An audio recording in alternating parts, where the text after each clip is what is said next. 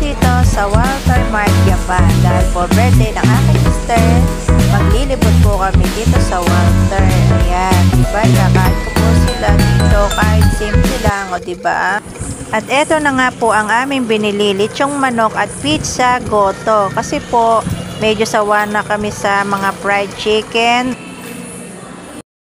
or sa mga chow pan. Ayan, mas gusto ko po itong kainin, mga lalabs, tsaka goto. Gusto ko po kasi medyo mainit-init. Sana sa Chowking yung mami na mainit, kaso po wala na siya. Kaya ito na lang po yung aming binili. Ito lang po yung available at mas gusto kong kainin kesa po sa mga manok-manok na pinirito. Ayan. Diba, mas type ko po ito, lechong manok. Masarap po kasi itong lechong manok, yung talagang inihaw po siya na timplado, no? Diba?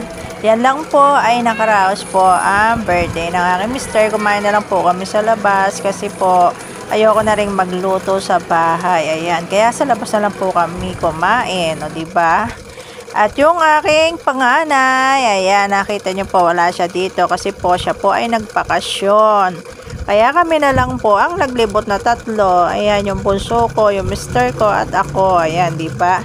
Nag-ikot-ikot po kami dito sa Walter at saka sa Words of Pan, no, diba? Inikot ko po yung aking mag-ama dyan at yung aking anak. Ayan po. Inikot-ikot ko muna sila at naghanap po kami ng mga lugar kung saan kami pwedeng lumibot dito sa loob ng Walter Mart. Hindi ba, napakarami pong bilihin dito.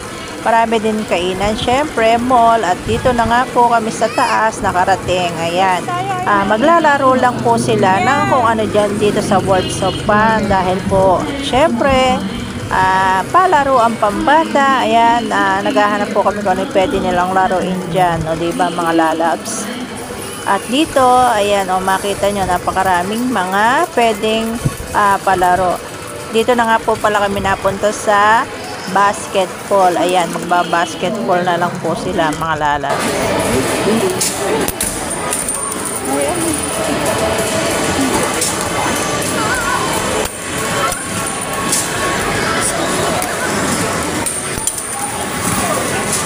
Naku po. Mag-shoot ng bola.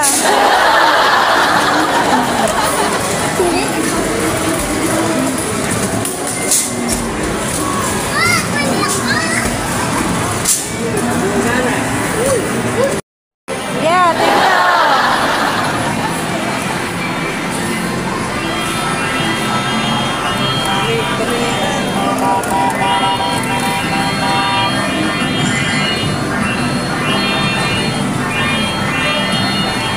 Oh, tingin ka naman din eh.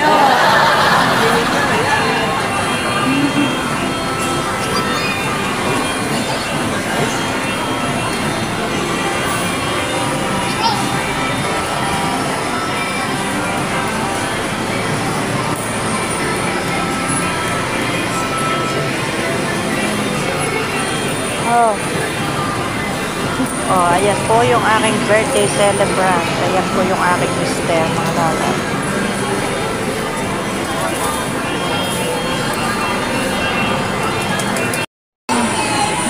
Yeah, yeah.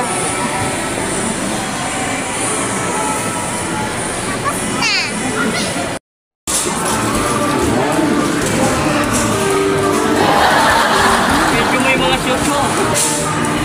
Medyo yung shoot mo, wala namang na-shoot.